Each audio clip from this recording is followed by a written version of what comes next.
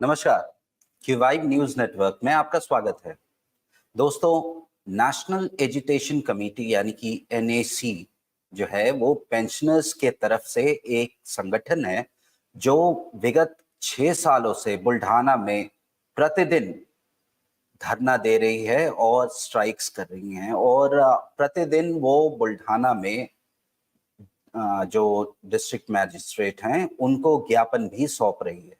उनकी बस एक मांग है कि उनका जो पेंशन है मिनिमम वो 7,500 रुपए कर दिया जाए और उसके साथ में महंगाई भत्ता दिया जाए और प्लस मेडिकल सुविधाएं दी जाए। पेंशन जो होती है वो जब आप काम करते हो तो उसी में से एक हिस्सा, आपकी मासिक आय का एक हिस्सा वो ले लिया जाता है और सरकार के पास में वो जमा रहता है कि ताकि आप जब रिटायर हो तो वो आपको मिल सके मासिक तौर पर सरकार ने अभी तक जो पेंशन्स दी हैं 78 लाख पेंशन भोगियों को, किसी को 600, किसी को 800, किसी को 1250 रुपए, तो क्या इतने रुपए में ये पेंशनर्स जो हैं वो अपना जीवन यापन कर सकते हैं? मुझे तो नहीं लगता कि कर सकते हैं। इसी मांग को लेकर नेशनल एजुकेशन कमेटी लगातार धरना प्रदर्शन कर रही हैं और अपनी आवाज भी बुलंद कर रहे हैं। और अभी 1 अक्टूबर को उन्होंने आजाद मैदान पर भी एक बहुत बड़ा प्रदर्शन किया था। अभी महाराष्ट्र में चुनाव आने वाले हैं और हम उम्मीद यही कर रहे हैं कि चुनाव से पहले सरकार इनकी बात मान ले। आज हमारे साथ बातचीत करने के लिए इसी बारे में नेशनल एजुकेशन कमेटी के चेयरमैन कमांडर अशोक राउत जी आ गए हैं। Commander sir, very welcome to our show. नमस्कार सर, बहुत बहुत नमस्कार आपको। सर,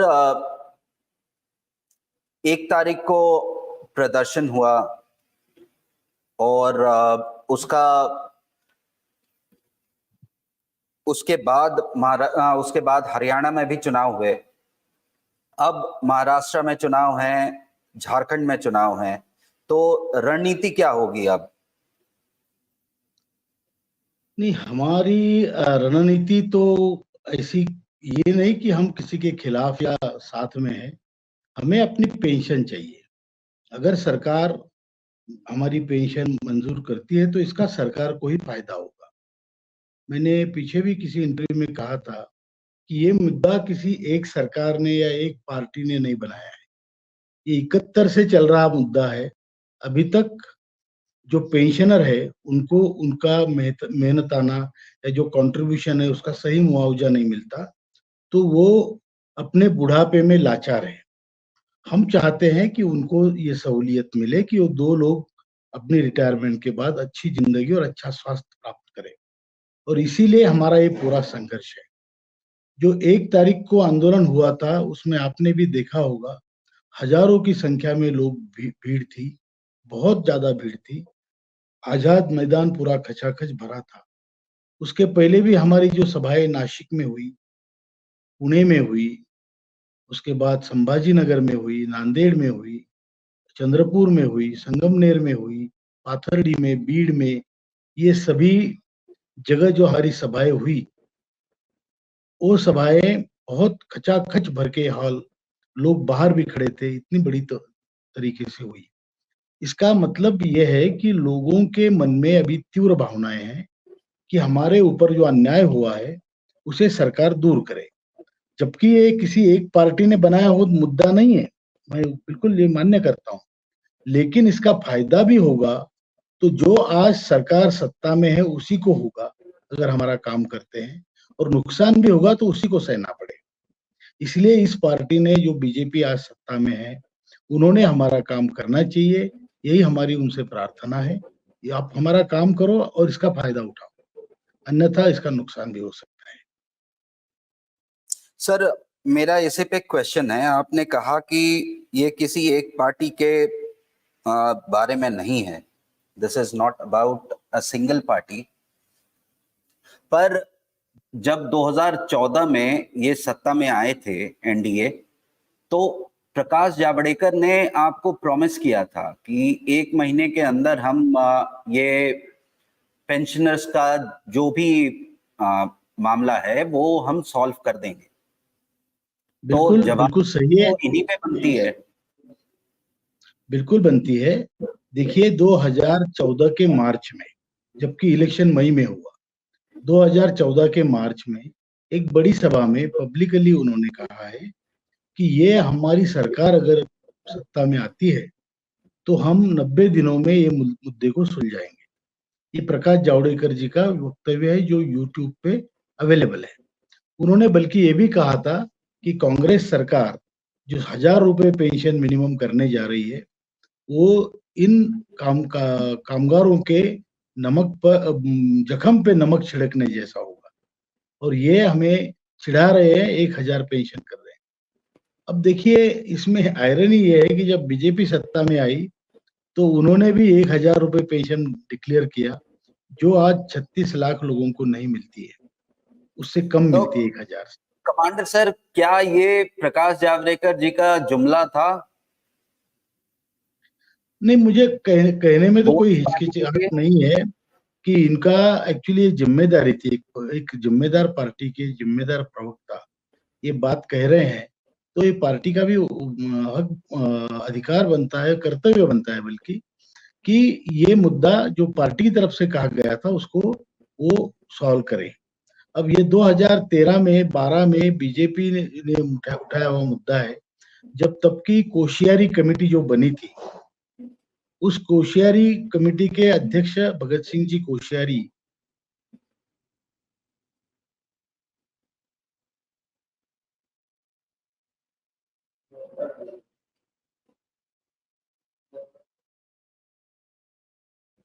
कमांडर सर का नेटवर्क का थोड़ा इशू है, उन्होंने, हम उनसे दोबारा। जी सर। हेलो, तो भगत सिंह कोश्यारी जी की जो कमेटी बनी थी, भगत सिंह जी कोश्यारी जो थे वो बीजेपी के सांसद थे तब राज्यसभा के, और उनकी अध्यक्षता में एक कमेटी बनी थी, वो सर्वपक्षीय कमेटी थी। उस कमेटी ने 3,000 रुपया और उस पर डीए ये मांग की थी। कमेटी ने ये भी सजेस्ट किया था कि केंद्र सरकार अपना योगदान बढ़ाए, जो 1.16 है उसको 8.33 करे, ये भी उन्होंने कहा था। तो ये सारी चीजें होने के बावजूद, उन्हीं की कमेटी होने के बावजूद, उस कमेटी का निर्णय भी लागू नहीं किया गया, और 1,000 पेंशन देने का वादा हमारे आदरणीय प्रधानमंत्री जी ने 2014 में किया, वो भी आज 36 लाख लोगों को नहीं मिलती है। ये हमारी सिस्टम में खामियां हैं, इसको दूर करना ही पड़ेगा, और बीजेपी की ये जिम्मेदारी बनती है कि उन्होंने ये करना चाहिए। सर, बीजेपी तो बहुत सारे मतलब जन कल्याण की योजनाएं लेके आ रही हैं। जैसे महाराष्ट्र में ही अगर हम देखें तो लाडली बहन योजना है जिसमें पैसे मिल रहे हैं, लाडला भाई योजना है जिसमें मेरे ख्याल से स्टाइपेंड्स मिल रहे हैं, फिर 80 करोड़ लोगों को फ्री में राशन भी मिल रहा है। तो क्या रीजन है कि ये बार बार अनदेखी की जाती है, जबकि आप प्रधानमंत्री से भी मिल चुके हैं, वित्त मंत्री निर्मला सीतारमन जी से भी आप मिल चुके हैं, आपको आश्वासन भी मिल रहा है उनकी तरफ से, तो क्या रीजन है कि वो अभी तक लागू नहीं कर पाए, जबकि वो जन कल्याणकारी योजनाएं जो हैं वो हर जगह लागू कर रहे हैं, जहां भी इलेक्शन होते हैं वो सौगातों का ढेर लगा देते हैं। नहीं, बात तो सही है, फ्री में सौगातें मिल रही है, और मेहनत जिन लोगों ने की और पैसा जिन्होंने जमा किया उनको इग्नोर किया जा रहा है। इसके 2-3 कारण हो सकते हैं।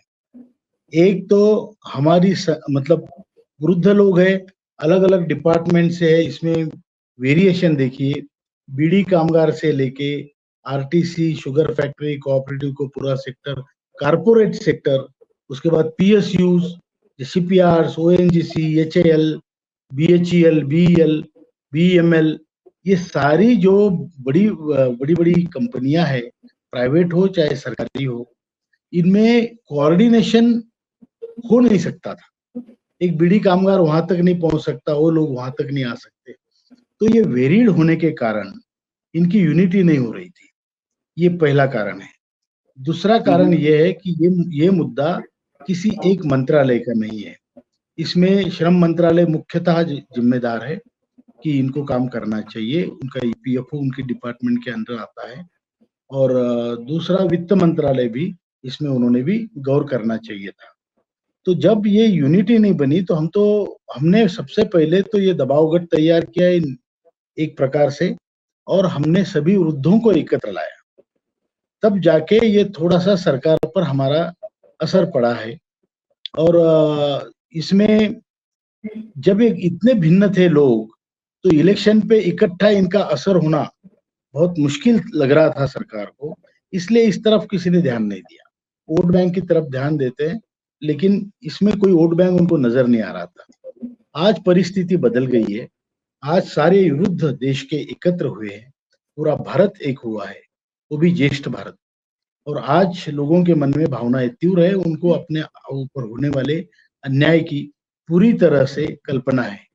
और इसलिए आज हम संघर्ष करके हमारी मांग मांग रहे हैं। और 8 साल से ये संघर्ष चल रहा है, जबकि बुल्ढाना का अनशन 6 साल से चल रहा है। और इसमें 4 तो हमारे श्रम मंत्री बदल गए। अभी वित्त मंत्री लकीली शी इज कंटिन्यूइंग, उनकी दूसरी टर्म है, और वो काफी उन्होंने समझा है हमारी बात को। इस जो नए हमारे श्रम मंत्री जी है, आदरणीय मनसुख मांडविया जी, उन्होंने भी बात अच्छी तरह से समझी है। कल ही उनकी मुलाकात हमारे महासचिव जी से कराई गई। महासचिव जी को उन्होंने कहा कि मैं आप ही के काम में लगा हूँ, और एक तरह से हमें ऐसे लगता है कि सरकार भी काफी सीरियस है इस मामले में, और काफी इनिशिएटिव्स हो रहे हैं। और मैं सरकार को या उनके जो महत्वपूर्ण लोग हैं उनको ये कहना चाहता हूँ कि ये अच्छा काम आप कर रहे हैं। ये काम अगर आप करेंगे तो भारत देश में जो कामगारों के कायदे में सुधार हुए थे, वो 1952 में डॉक्टर बाबा साहब आम्बेडकर ने किए थे। हिस्ट्री है, वो कायदा मंत्री या कुछ लेबर मिनिस्टर थे तब। अब उसके बाद ये सबसे बड़े सुधार होंगे अगर हमारे आदरणीय प्रधानमंत्री, यशस्वी प्रधानमंत्री मोदी जी अगर इस काम को करते हैं, तो कामगारों के इतिहास में उनका नाम स्वर्ण अक्षरों से लिखा जाएगा, उनके पार्टी का भी। इसलिए उन्होंने ये काम जल्दी से जल्दी करना चाहिए। और ये बात भी मैं बिल्कुल कन्विक्शन से कह रहा हूँ कि अगर वो महाराष्ट्र के इलेक्शन से पहले ये काम करते हैं, तो उनको इलेक्शन में भी एक पॉलिटिकल फायदा कोई भी पॉलिटिकल पार्टी देखती है, उनका काम है वो, तो बहुत बड़ा फायदा उनको मिलेगा, अन्यथा उनको नुकसान भी हो सकता है। सर, हमारे साथ लाइव में जुड़े एक दर्शक हैं, जयप्रकाश मिश्रा जी। उन्होंने लिखा है कमेंट में, नमस्कार सर, मिनिमम पेंशन पर मोदी जी टाल मटोल क्यों कर रहे हैं? सही मायने में पेंशनर हमेशा से बीजेपी को ही वोट देते आ रहे हैं। हरियाणा में भी पेंशनर दुखी होकर वोट देने नहीं गए, जो देने गए वो भी नोटा दबाए। इसके बारे में आपका क्या कहना है सर? मैं मिश्रा जी आपको आश्वस्त करना चाहता हूं कि काम बड़ी प्रचंड अच्छे तरीके से हो रहा है। आज मैंने मतलब कल ही हमारे महासचिव आदरणीय श्रम मंत्री जी से मिले, ईपीएफओ से मिले। अभी वित्त मंत्री ने भी कहा है जैसे ही श्रम मंत्री का प्रस्ताव मेरे पास आता है, मैं जल्दी से जल्दी 5 मिनट में उसको करवाऊंगी। और श्रम मंत्रालय भी थोड़ा पहले जो उनकी हठधर्मिता थी कि हम कुछ पैसा नहीं देंगे, ये सेल्फ फंडेड स्कीम है, अभी उनको जब ये हमने बताया कि आप श्रमयोगी मानधन योजना में 100% योगदान करते हो, आप यूपीएस में 18.5% योगदान करते हो, तो हमारे इस स्कीम में ईपीएस 95 के पेंशन स्कीम में आप 4-5% क्यों नहीं कर सकते? तो ये बात भी उन्होंने मानी है। और काफी अभी सभी लोग एक प्लेटफॉर्म पे तकरीबन है। सचिव लेवल पे भी हमने सब सर्वोच्च स्तर पे सचिव लेवल की बैठक हमारी हुई है। कैबिनेट सेक्रेटरी हो, एक्सपेंडिचर सेक्रेटरी, फाइनेंस सेक्रेटरी, उसके बाद आपके लेबर सेक्रेटरी, सभी लोगों ने एक एक अभी एक मतलब विचार इस पे सीरियसली वो कर रहे हैं। और मंत्री जी जो है वो स्पेसिफिकली श्रम मंत्री जी, इस बार हमने देखा है कि वो बहुत कंसंट्रेशन से इस पे काम कर रहे हैं। तो आप दुखी मत हो, जल्दी से जल्दी हमारा निर्णय होगा और सत्य की जीत होती है। परेशान सत्य जरूर होता है, आप लोग बहुत परेशान हैं, हम सभी लोग मैं इससे वाकिफ हूँ, लेकिन हमारा काम जल्दी होगा। और नहीं होगा तो उसकी जो पनिशमेंट है वो रूलिंग पार्टी को लेनी पड़ेगी। कमांडर सर, आपने कहा कि सत्य परेशान हो सकता है। मेरा अनुभव है कि मैंने देखा है अभी कुछ टाइम पहले आंदोलन हुए थे और आंदोलनों में बहुत मतलब वास्ट तरीके से उस पर खर्चा हुआ। इंटरनेट कोई लगवा रहा है, कोई पिज्जा डिलीवर कर रहा है, कोई टेंट लगा रहा है एसी वाले।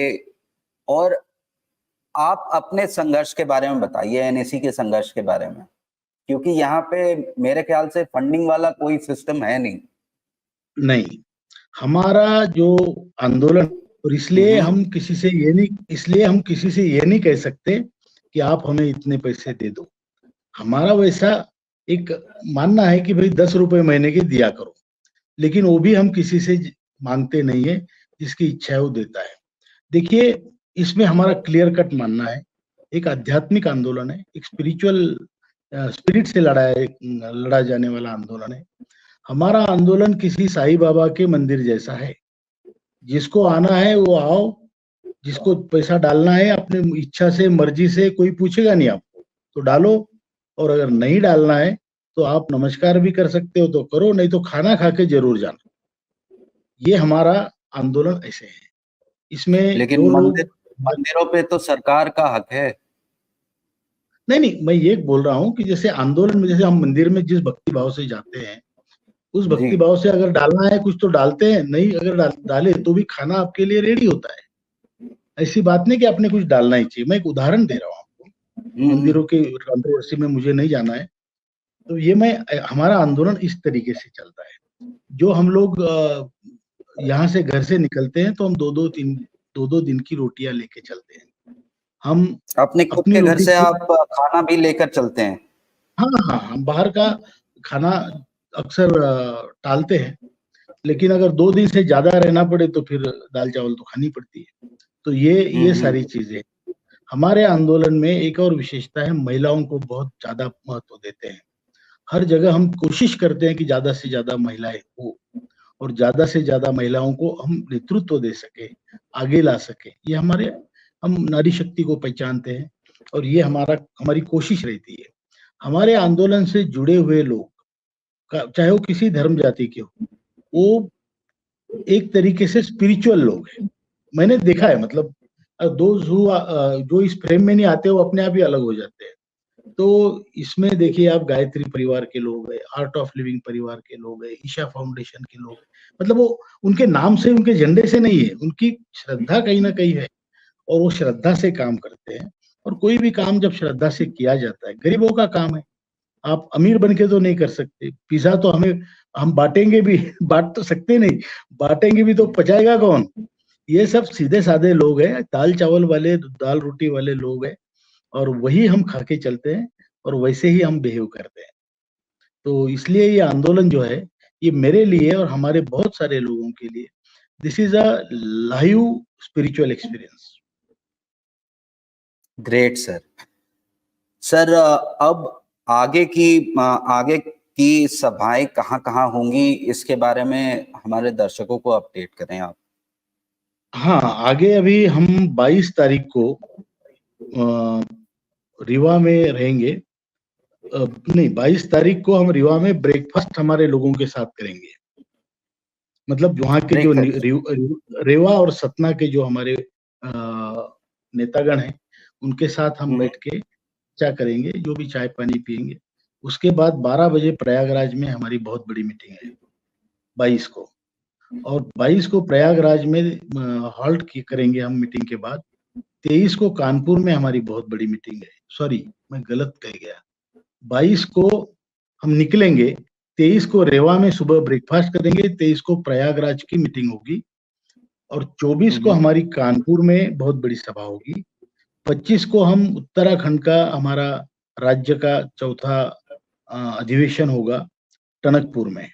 टनकपुर में अधिवेशन के बाद टनकपुर में अधिवेशन के बाद हम दिल्ली मुक्काम करेंगे, रात को पहुंचेंगे, फिर सुबह वहां से निकलेंगे और उदयपुर पहुंचेंगे।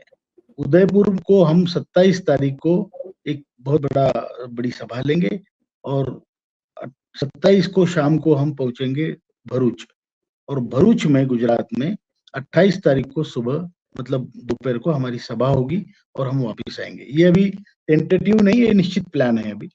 और आपके जरिए मैं हमारे कार्यकर्ताओं को, लोगों को भी, नेताओं को भी बताना चाहता हूँ कि ये प्रोग्राम है, इसको सक्सेसफुल कीजिए। आइए, आपके मत रखिए, हमारे भी मत जानिए और हम सब लोग मिलकर आगे लड़ाई को और ज्यादा बढ़ाएं।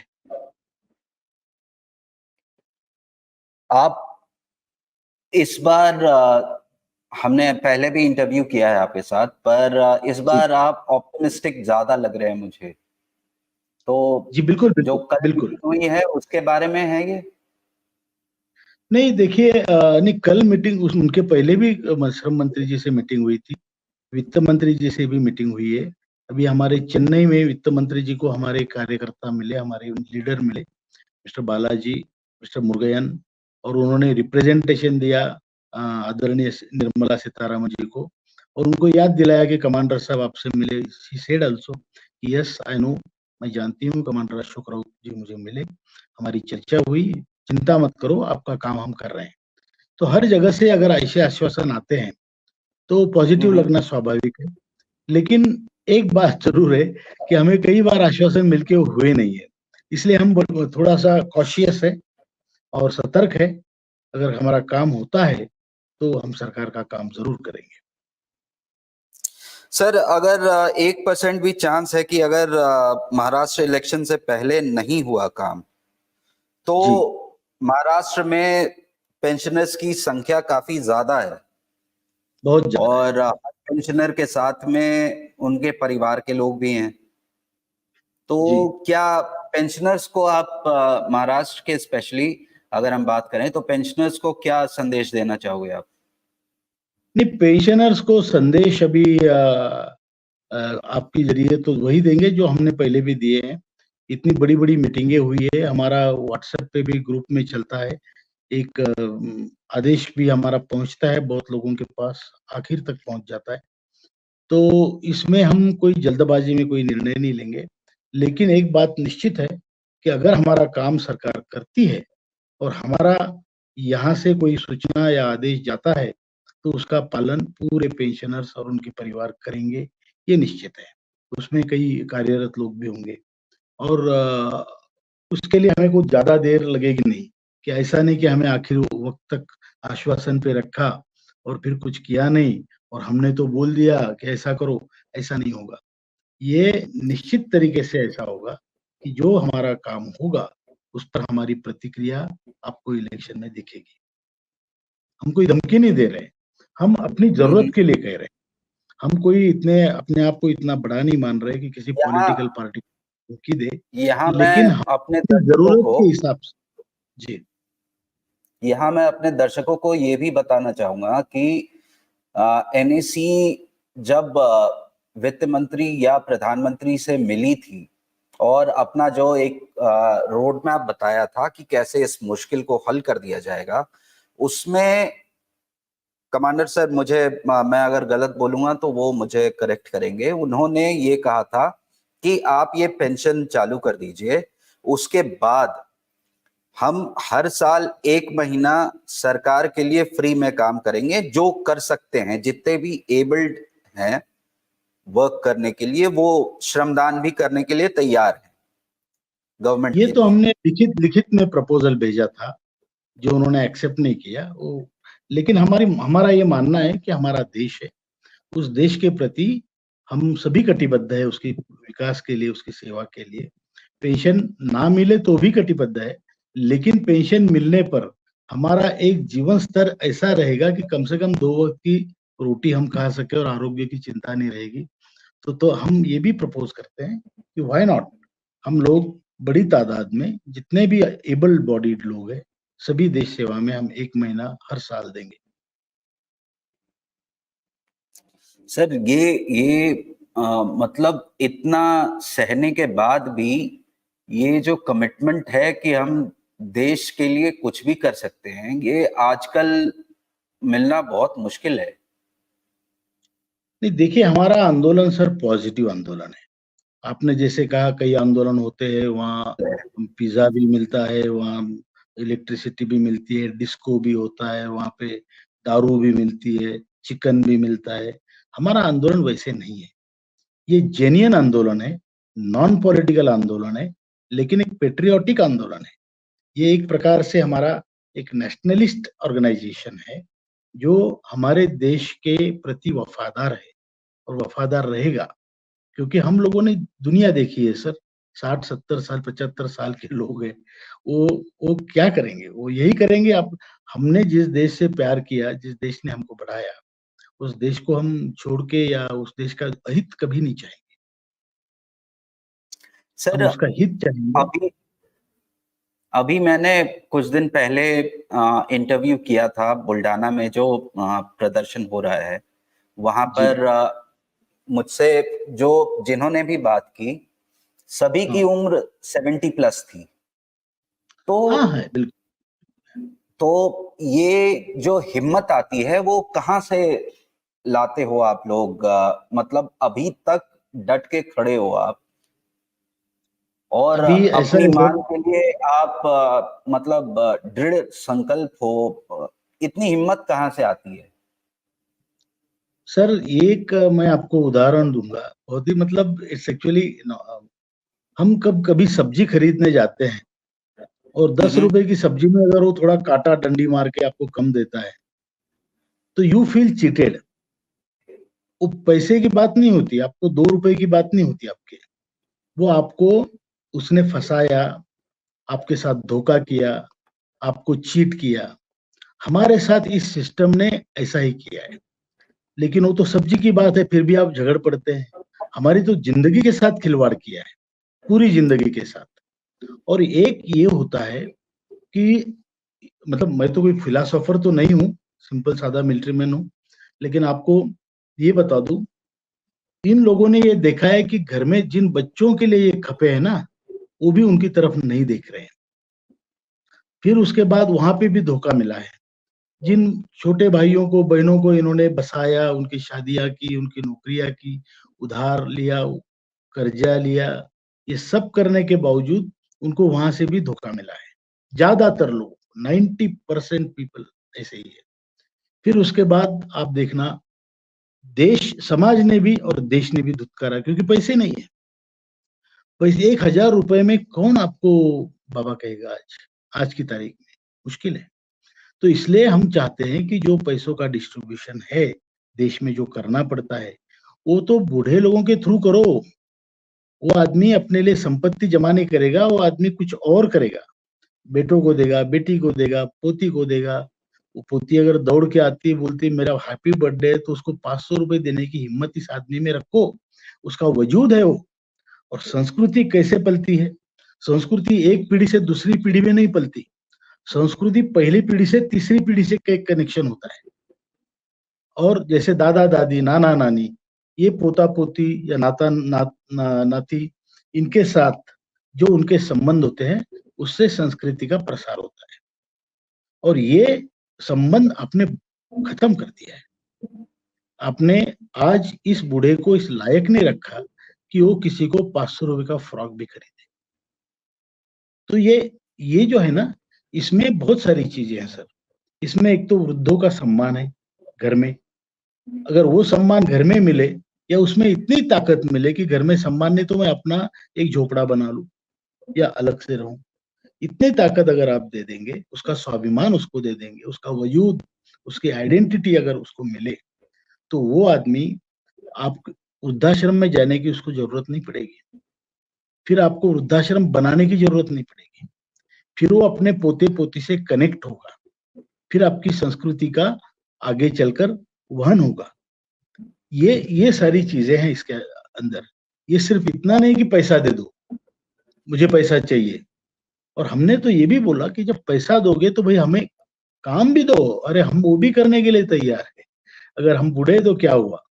और आपने बोला कि ये जोश कैसे आता है, जब आदमी इतना चीटेड फील करता है आयुष्य में, और खुद की जिंदगी के साथ, मेरे आइडेंटिटी के साथ, मेरे वजूद के साथ, मैं दादा नहीं रहा, मैं बाप नहीं रहा, इसके साथ जब मेरे से खिलवाड़ हुआ है, तो मैं तो चेतूंगा, जागूंगा और उठ के लड़ने के लिए तैयार हो जाऊंगा।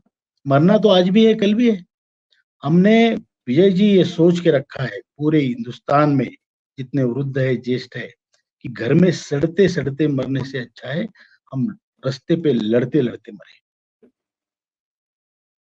जो अर्जुन की स्थिति थी, जो कृष्ण ने उसे बताया था गीता में, वही हमारी स्थिति है। हतो वा प्राप्यसि स्वर्गम जित्वा वाम भोक्ष्यसे महीम। हम उस स्थिति में हैं। और जो हमारा पूरा, जो हमारा जोश आता है, मुझे एक सवाल, एक बड़े इन्होंने भी पूछा था कि हम जवान लोगों का स्पिरिट बना के नहीं रख सकते। आपने 10 साल आपके संगठन ने वृद्ध लोगों का स्पिरिट कैसे बना के रखा? मुझे बताइए, आप सैनिक क्यों लड़ता है? उसको तो दुश्मन मालूम भी नहीं होता है, उसका किसी के प्रति, अपने देश के प्रति प्यार होता है। हमारा भी उसी तरह हमारी जिंदगी के प्रति, हमारे सब सम्मान के प्रति, आत्मसम्मान के लिए जैसे सैनिक लड़ता है, वैसे हम लोग लड़ते हैं। कई लोग लड़ते लड़ते मर गए, हमारे अच्छे अच्छे लोग मर गए। उनको हम श्रद्धांजलि देके फिर आगे उसी जोश से बढ़ते हैं। ये मैंने सुना है कहीं कि सैनिक अपने लिए नहीं लड़ता, वो अपने किसी दोस्त को गोली लगते हुए देखता है, फिर उसके बदले के लिए लड़ता है। हमारी भी वही भावना है। और हम जानते हैं हम बूढ़े हैं, मजबूर है, लाचार है, लेकिन हम जानते हैं कि हम मरे नहीं है, जिंदा है। और हमें अपना हक, हमारी आइडेंटिटी मिलनी चाहिए। कौरवों ने क्या मांगा, पांडवों ने क्या मांगा था? 5 गांव, 5 गांव कौरवों ने नहीं दिए तो महाभारत हुआ। उनकी संख्या चाहे कम होगी, लेकिन वो जीते। रावण बड़ा था, बलशाली था, 10 सिर वाला, 10 इतना ज्ञानी, इतना पराक्रमी, उसको एक वनवासी ने हरा दिया बंदरों के सहारे,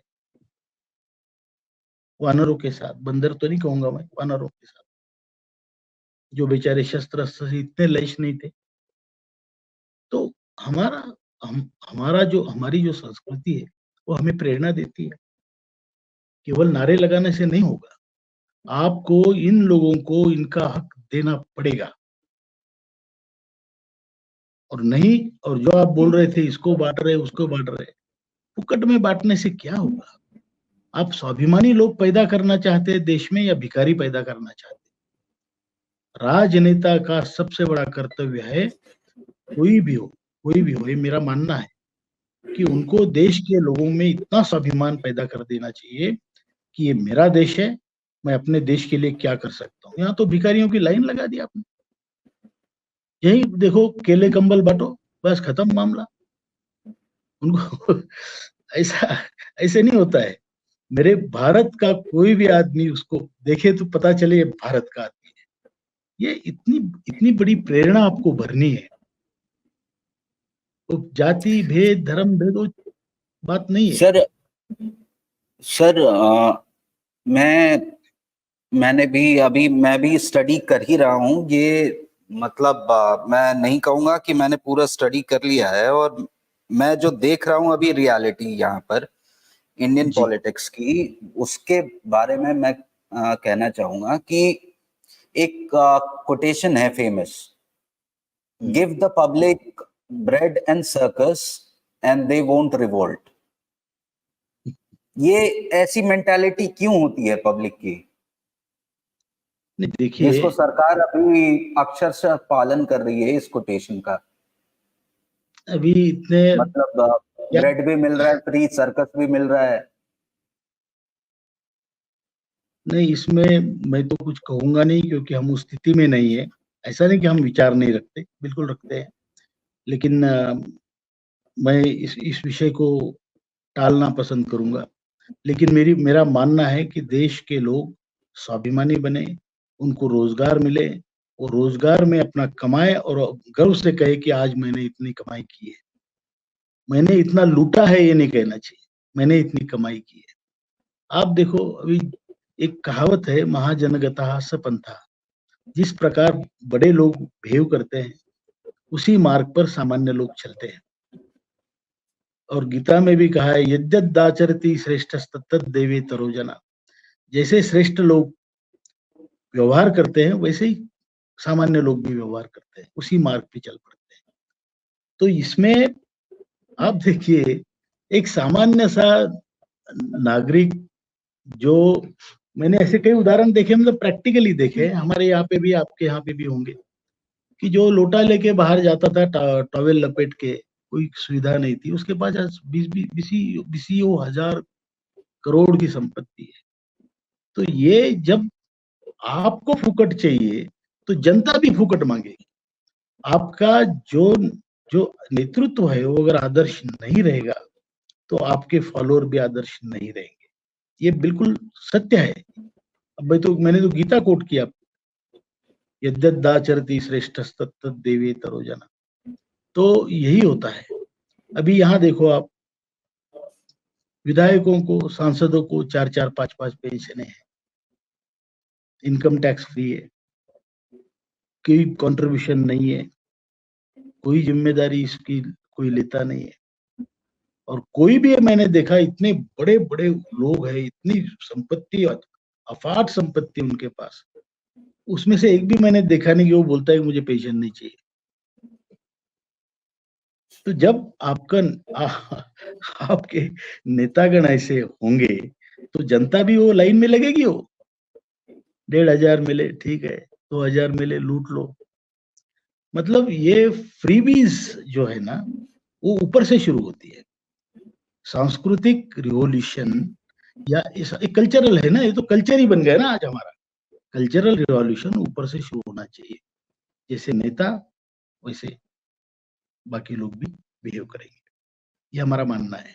इसलिए हम हमारे संगठन में एक नियम हमने बना के रखा है, अगर मैं संगठन का अध्यक्ष हूँ, मैं उसी खोली में सोऊंगा जहां हमारे बाकी कार्यकर्ता सोते हैं।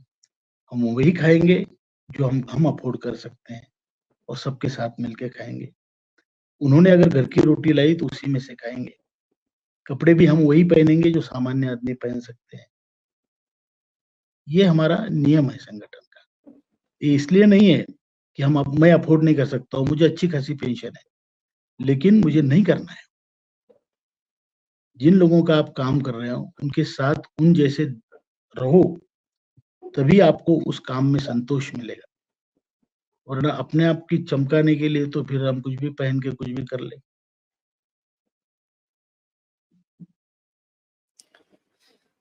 तो ये तो